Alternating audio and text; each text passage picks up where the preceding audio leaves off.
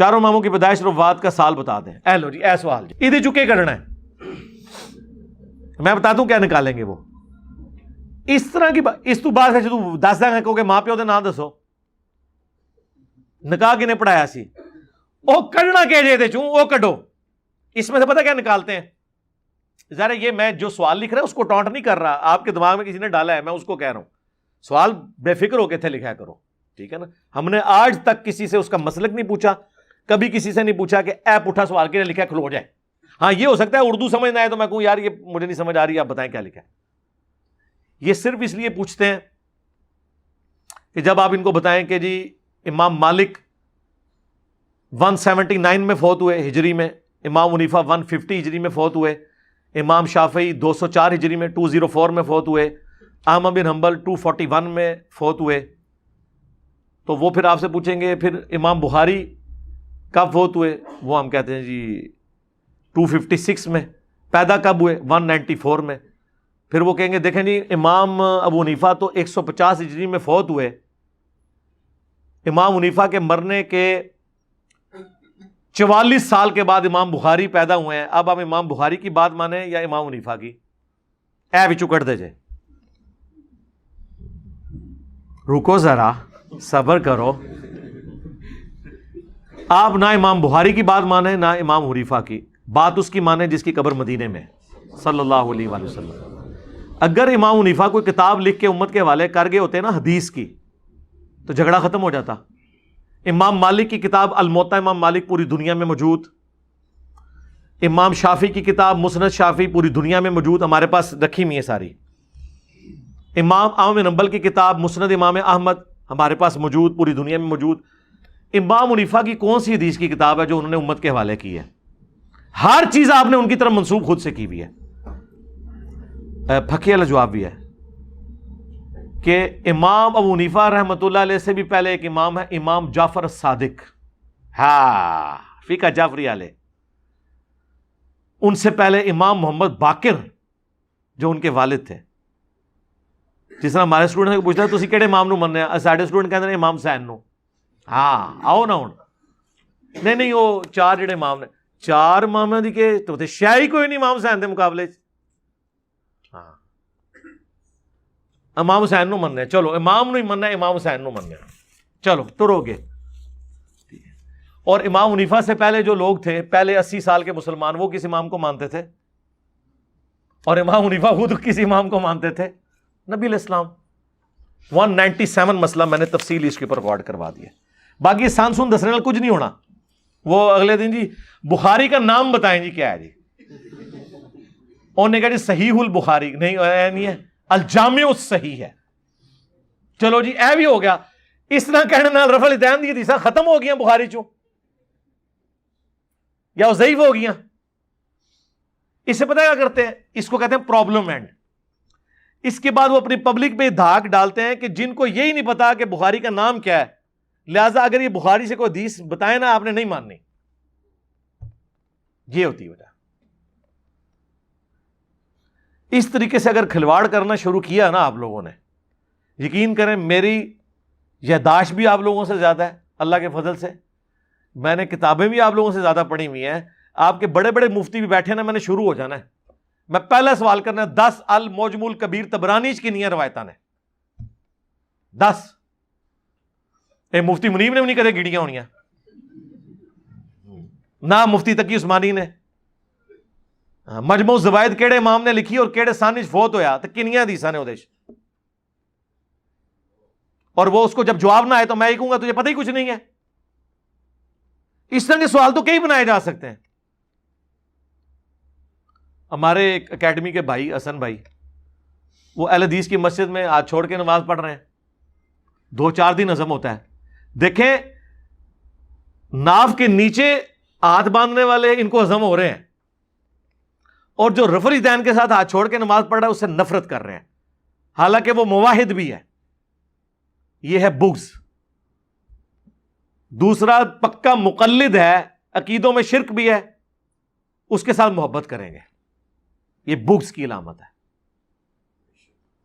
تو ایک مولوی آیا اہل حدیث سے کے مدرسے سے پڑھ کے, اس نے کہا جی اس نے کہا جی مصنف ابن شیبہ کے اندر حدیث موجود ہے. اب وہ اس بیچارے کو نام نہیں تھا آتا, المصنف لی ابن ابی شیبہ ہے. اس طرح بولنے نال یا اگر کوئی غلط انہوں بول دے تو وہ حدیث ختم ہو جاتی ہے. اس نے کہا اس میں عبداللہ ابن زبیر ہاتھ چھوڑ کے نماز پڑھتے تھے, اور عبداللہ ابن زبیر نے نماز حضرت ابوبکر سے سیکھی تھی اپنے نانا سے, اور انہوں نے نبی علیہ السلام سے. کہتے نہیں آپ کو تو نام ہی نہیں صحیح طریقے سے آتا کتاب کا. بھئی کتاب کا نام اگر صحیح نہ آئے, اگر کوئی قرآن کو صحیح طریقے سے نہ پروناؤنس کر سکے تو اس کی ایسے قرآن کی آیت کیسے ختم ہوگی جو وہ پیش کر رہا ہے. میں خیال لیا انہوں کس طریقے تھے. اس جو مسجد کے کمیٹی کا جو صدر تھا نا وہ میرا دوست تھا. اس کو میں نے کہا یہ قاری صاحب جو آئے نا ہم نے ان کی ضیافت کرنی ہے, ذرا لے کے آئے ان کو. اس کو میں نے ساتھ بٹھا لیا, ٹھیک ہے. اور اس واقعے کے گواہ کتنے ہماری اکیڈمی کے لوگ ہیں یہاں موجود ہیں جنہوں نے یہ منظر اپنی آنکھوں سے دیکھا ہے. میں نے کہا یار تم سے ایک بندہ بات کر رہا ہے, تم اس کے ساتھ سولوشن اینڈ کی بجائے پرابلم اینڈ پہ کھڑے ہو. اس کو تو چھوڑ دو, تم عالم دین ہو نا. میں نے کہا مجھے بتاؤ المصنف ابن ابی شیبہ, اس کا جو مصنف ہے اس کا اپنا نام کیا ہے؟ کہتے ہیں مجھے نہیں پتا. تو میں نے کہا تو نے ڈگری کہاں سے لی ہے؟ ان کا نام تھا ابو بکر ابن ابی شیبہ. تو جس طرح ہم ابن ابی طالب کہتے ہیں نا مولا علی کو, نام تو ان کا علی ہے نا. اچھا میں نے کہا یہ بتاؤ المصنف ابن ابی شیبہ میں حدیثیں کتنی ہیں؟ کہتا ہے مجھے نہیں پتا. میں نے کہا یہ روئے عرض پہ سب سے بڑا احادیث اور اثار کا مجموعہ ہے, آلموسٹ 40,000 احادیث اور اثار ہیں اس میں. اچھا میں نے کہا المصنف حدیث کی کس کتاب کو کہتے ہیں؟ کہتا ہے مجھے نہیں پتا, پڑھا ہے ایسی منو پتا نہیں. اندازہ کریں, المصنف حدیث کی اس کتاب کو کہتے ہیں جس میں کثرت کے ساتھ صحابہ کرام کے اعمال لکھے ہوئے ہوں اور تابعین کے آثار موجود ہوں. جس طرح المستدرک حدیث کی اس کتاب کو کہتے ہیں جس میں چھوٹی ہوئی حدیثیں بیان ہوں, جیسے المستدرک للحاکم علی الصحیحین, بخاری اور مسلم کے راویوں سے جو حدیثیں امام بخاری اور امام مسلم نے نہیں لی اور وہ موجود تھی, وہ امام حاکم نشاپوری نے جمع کی. تو ایسی حدیث کی کتاب کو کہتے ہیں المستدرک. جز حدیث کی اس کتاب کو کہتے ہیں جس میں ایک ٹاپک ڈسکس ہو, جس طرح جز رفع الیدین امام بخاری کی کتاب, جز القراء امام بخاری کی کتاب, جز القراء امام بیہقی کی کتاب. موجم حدیث کی اس کتاب کو کہتے ہیں جس میں استادوں کے حروف تہجی کے اعتبار سے ایک محدث ترتیب سے حدیثیں جمع کرتا ہے. طبرانی کی 3 موجم ہے نا, الموجم الکبیر, صغیر, اوسط. مسند حدیث کی اس کتاب کو کہتے ہیں جس میں صحابہ کے ناموں کے اگینسٹ چیپٹر بنا کے حدیثیں جمع کی جائیں. احکامات کے چیپٹرز نہ ہو کہ یہ نماز کی حدیثیں ہیں, یہ روزے کی ہیں, نہیں, صرف صحابہ کے نام. حضرت ابوبکر کی مسند, حضرت ابوبکر صدیق رضی اللہ تعالیٰ کی ساری حدیثیں چاہے انہوں نے کسی ٹاپک پہ بھی بیان کی تھی نا, وہ جمع ہو گئی. پھر حضرت عمر کے اوپر چیپٹر, انہوں نے جتنی حدیثیں بیان کی وہ جمع ہو گئی. حضرت عثمان, حضرت علی, اس حدیث کی کتاب کو کہتے ہیں مسند. اچھا میں کہ 10 امام ابن ابی شیبہ جو تھے ان کے لائق ترین شاگردوں میں سے کسی ایک کا نام بتاؤ. امام بخاری امام مسلم کے استاد ہیں, بھی نہیں سی انہوں پتا. میں نے کہا تمہارا علمی لیول یہ ہے اور تم سٹوڈنٹس کو اس طریقے سے تنگ کرتے ہو یار. خیر اس نے معذرت کر لی کہ جی مجھ سے غلطی ہوئی ہے. یہ صرف اپنا علمی روب جھاڑنے کے لیے اس طرح کی باتیں کرتا ہے. یہ جو آپ کو بھی کہتے ہیں نا, آج ہی ہمارے مفتی صاحب کے ساتھ مناظرہ کر لیں, ہمارے مولانا صاحب کے میں آپ کو وہاں جمعہ پڑھیں گے نا, آپ کی میں بات کراؤں گا, اور بات اے کر دے. پہلے تھے وہ ایک مسئلہ ہوتا تھا نا, اگر بیچارے کسی نے داڑھی نہیں رکھی نا تو اس کو کہتا تھا تو داڑھی نہیں رکھی. بھائی داڑھی کسی نے رکھی ہوئی ہے نہیں رکھی, اس کا دین کے مسئلے کے ساتھ کیا تعلق ہے؟ آج کل ایک نیا اعتراض مارکیٹ میں آیا ہے. ہمارے ایک لائیو سٹوری میں ایک بھائی نے کہا ہے میں نے وہ 3 طلاق کا مسئلہ ڈسکس ہوا, کہنا تیرا تو ہلے بیاہ ہی نہیں ہویا, تو یہ مسئلہ کیوں پوچھ رہے ہیں. وہ اختلاف ڈسکس کرنے گیا کہ 3 طلاقیں اکٹھی ہوتی ہیں نہیں ہوتی ہیں, ایک نوی شے میں کہ یار دیکھو کتے کتے انہوں نے کوئی خیال کرنا.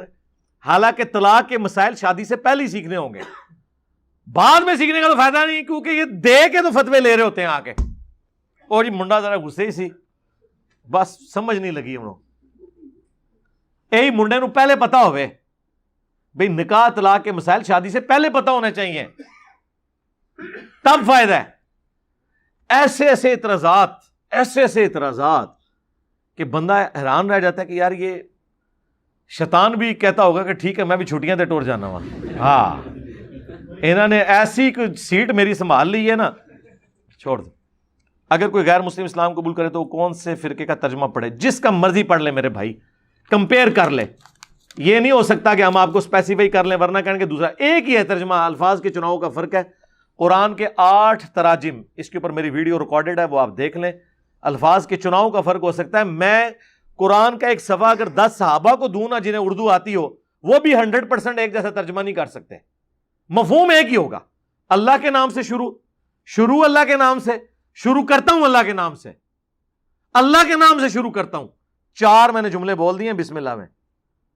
کسی نے شیطان کے نام سے شروع کیا ہے, وہ ادھر جی بڑھیا ہے. دیکھو جی اعلیٰ حضرت نے ترجمہ کیا ہے اللہ کے نام سے شروع, اور اشرف تھانوی نے کیا ہے شروع کرتا ہوں اللہ کے نام سے.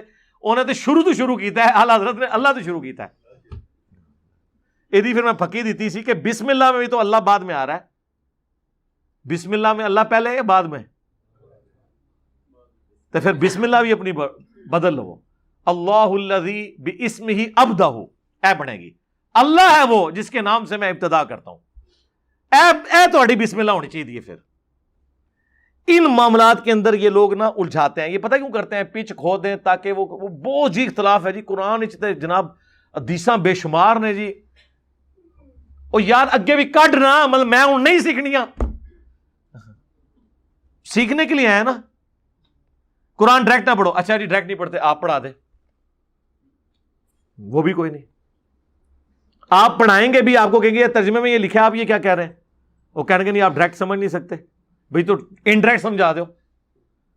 اور یہ ہمارے اوپر بھی جو الزام لگاتے ہیں نا کہ انجینئر صاحب, میں نے کوئی قرآن کا ترجمہ کسی کے حوالے نہیں کیا. میں نے ہمیشہ کہا ہے کہ بریلوی ہو بریلویوں کا ترجمہ پڑھو, حمزہ بریلوی کا, دیوبندی ہو اشرف تھانوی کا پڑھ لو, اہل حدیث ہو جونا گھڑی کا پڑھ لو, اہل تشیع سید فرمان علی شاہ کا پڑھ لو, فرقوں سے ہٹ کے پڑھنا ہے مولانا مودودی کا پڑھ لو, فتح محمد جلندری کا پڑھو. صحیح میرے بھائی, ترجمہ جس کا مرضی آپ پڑھیں. میں نے اپنا کوئی ترجمہ آپ کے حوالے نہیں کیا, اور اس پہ جو میں نے ان کو پھکی دی ہوئی ہے نا وہ بہت بڑی ہے. کوئی دنیا کا بریلوی یہ دعویٰ کر سکتا ہے کہ میں احمد بریلوی سے بہترین ترجمہ کر سکتا ہوں قرآن کا؟ تو جب ہم احمد بریلوی کا قرآن کا ترجمہ پڑھتے ہیں نا تو ہم نے کسی گلی محلے کے مولوی سے پڑھنا ہی نہیں, کیوں تو ہم تو ڈائریکٹ اعلیٰ حضرت سے پڑھ رہے ہیں, کیونکہ اعلیٰ حضرت نے قرآن میری زبان میں کر دیا. جس طرح صحابہ کرام پڑھے لکھے نہیں تھے لیکن ان کی زبان میں قرآن تھا, انہیں سمجھ آ رہا تھا.